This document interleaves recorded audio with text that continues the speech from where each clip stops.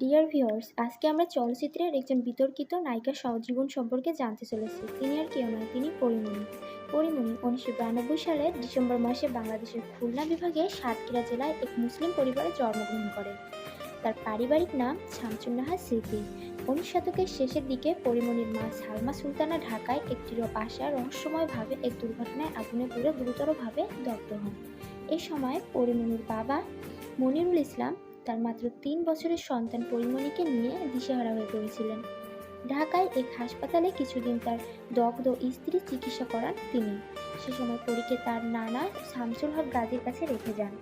এর 2 মাস পরে হাসপাতালে চিকিৎসাধীন পরীর মায়ের মৃত্যু হয় এবং 3 বছর বয়সে মারা হন পরীমণি।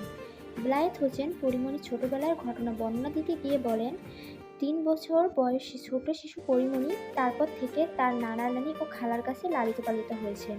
পরবর্তীতে তার বাবারও মৃত্যু হয়। পরীমণির বাবার খুনের বিষয়ে তার ছোট খালা তাসলিমা পাপিয়া ব্যাখ্যা করে বলেন, স্মৃতির বাবা মনিরুল ইসলাম ছিলেন নড়াইল জেলার লোহাগড়া উপজেলার পুলিশ কনস্টেবল।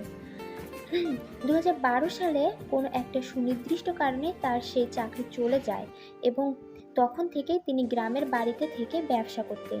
তাসলিমা পাপিয়া আরও বলেন, তিনি শুনেছেন হয়তো সেই ব্যবসায় বিরোধ নিয়ে প্রতিপক্ষের লোকজন মনিরুলকে কুপিয়ে হত্যা করেছিল। ছোট্ট পরীমণি বড় হয়েছেন পিরোজপুরের নানা শামসুল হক গাজীর কাছে। পরীমণি তারপর থেকেই তার নানার কাছে শিক্ষাজীবন পার করেন। পরীমণির নানা নানি দুজনেই ছিলেন স্কুলের শিক্ষক শিক্ষিকা। তিনি তার মাতৃশিক্ষিত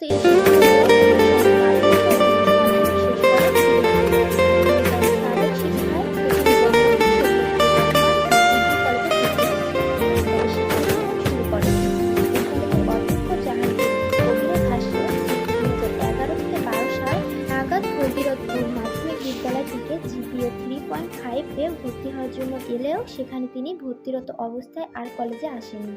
পরবর্তীতে তিনি সাতক্ষীরা সরকারি কলেজে এবং বিভাগে স্নাতক পড়াকালীন 2011 সালে ঢাকায় চলে আসেন এবং বুলবুল ললিতকলা একাডেমিতে নাচ শেখেন।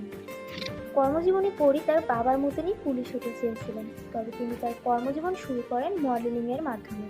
কর্মজীবনের শুরুতে মডেল ছাড়াও তিনি বিভিন্ন নৃত্যানুষ্ঠানে অংশগ্রহণ করেন এবং টিভি নাটকে অভিনয় করেন। তিনি মডেলিং থেকে ছোট পর্দায় এবং তারপর রূপালী পর্দায় অভিনয় শুরু করেন। তিনি second innings, exclusive, extra bachelor, নারী ও নবনীতা, তোমার জন্য এই 4টি ধারাবাহিকে অভিনয় করেন। এর মধ্যে জাকারিয়া শৌখিন রচিত নারী ও নবনীতা তোমার জন্য নাটকে প্রধান চরিত্রে অভিনয় করেন। এ নাটকে আমিন খান ও পপি তার সহশিল্পী ছিলেন। প্রথম নাটকেই ইলিয়াস কাঞ্চন ও চম্পার সাথে অভিনয়ের সুযোগ পান পরীমণি। মুক্তির আগে 23টি চলচ্চিত্রে অভিনয়ে চুক্তিবদ্ধ হয়ে রীতিমতো হইচই ফেলে দিয়েছিলেন পরীমণি। সবসময় চলচ্চিত্রের নতুন নতুন ঘটনার জন্ম দিয়ে আলোচিত ও সমালোচিত হন তিনি। অভিনয় জীবনের চেয়ে ব্যক্তিগত জীবনে বেশি সমালোচিত পরীমণি। পরীমণি 2015 সালে ভালোবাসার সীমাহীন, পাগলা দিওয়ানা, দরদিয়া, আরও ভালোবাসবো, তোমায় সহ মোট 12টি ছবিতে কাজ করেন। তাছাড়া 2016-তে রক্ত, ধূমকেতু সহ 5টি এবং 2017 সালে অন্তর্জালা, সোনাবন্ধু সহ 4টি এবং 2018 সালে স্বপ্নজাল, 2019 সালে আমার প্রেম আমার প্রিয়া, 2020 সালে বিশ্বসুন্দরী সহ মোট 30টি চলচ্চিত্রে অভিনয় করেন। তার অভিনীত বেশিরভাগ চলচ্চিত্রই ব্যবসা সফল হয়নি। তার ব্যবসা সফল মিশনের মধ্যে রক্ত ও বিশ্বসুন্দরী ও পাপ ড্যাডি 3টি ছবি ব্যবসা সফল হয়। পরীমণি সর্বমোট 6টি পুরস্কার লাভ করেন। তিনি একবার বাবিসাস পুরস্কার, 2বার সিজেএফবি পুরস্কার লাভ করেন। তিনি মেরিট প্রথম আলো পুরস্কার এ 3বার মনোনীত হন এবং একবার পুরস্কার লাভ করেছেন। ব্যক্তিগত জীবনী পরীমণি বঙ্গবন্ধু শেখ মুজিবুর রহমান ডিগ্রি কলেজের অধ্যক্ষ মোহাম্মদ জাহাঙ্গীর কবির ব্যাখ্যা করে জানান, স্মৃতি 2010 সালে তার এইচএসসি পাশের আগে নানার কথা মতো গ্রামের জাকির হোসেনের ছেলে ইসমাইলকে পারিবারিকভাবে বিয়ে করেন এবং সেই গ্রামের বাসিন্দারা আরও বর্ণনা করে বলেন, ইসমাইল তখন বেকার থাকায় মোটরসাইকেল কেনার জন্য টাকা চেয়েছিল যৌতুক হিসাবে, কিন্তু তা দিতে না পারায় পরীমণি ও ইসমাইলের মধ্যে ঝামেলার সৃষ্টি হয় এবং বিয়ের 2 বছর পর তাদের মধ্যে বিচ্ছেদ হয়। তারপর ২৮ এপ্রিল ২০১২ সালে কেশবপুরের ফুটবলার ফেরদৌস কবির সৌরভের সাথে পরিমণির বিয়ে হয়। এরপর সাংবাদিক তামিম হাসানের সাথে পরিমণির ২০১৬ সাল থেকে প্রেমের বন্ধন চলা সম্পর্কটি ১৪ ফেব্রুয়ারি ২০১৯ সালে বাগদানের মাধ্যমে বৈবাহিক সম্পর্কে পরিবর্তন করেন এবং পরে সংসার পাতেন।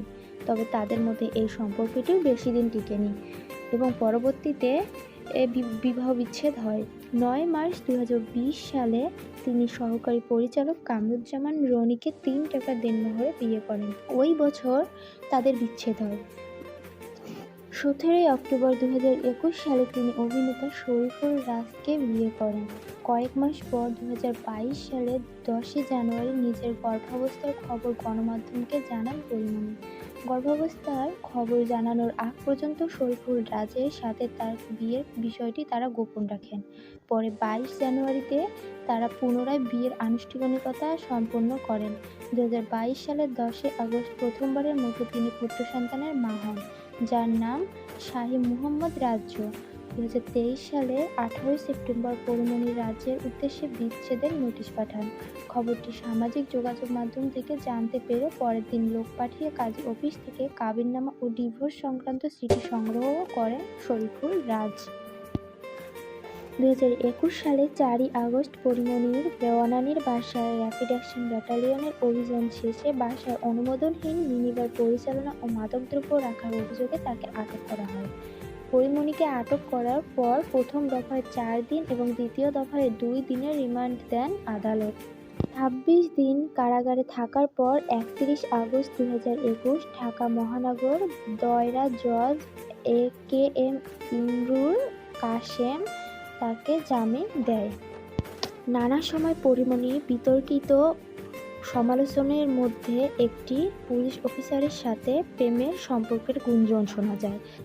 তাদের মধ্যে বেনজির আহমেদ ও শাকলাইন অন্যতম। বন্ধুরা, পরিমণির অভিনয় আপনাদের কেমন লাগে কমেন্ট করে জানাবেন এবং আমাদের ভিডিও যদি আপনাদের ভালো লাগে তাহলে লাইক করে সাবস্ক্রাইব করে আমাদের সাথেই থাকবেন। ধন্যবাদ।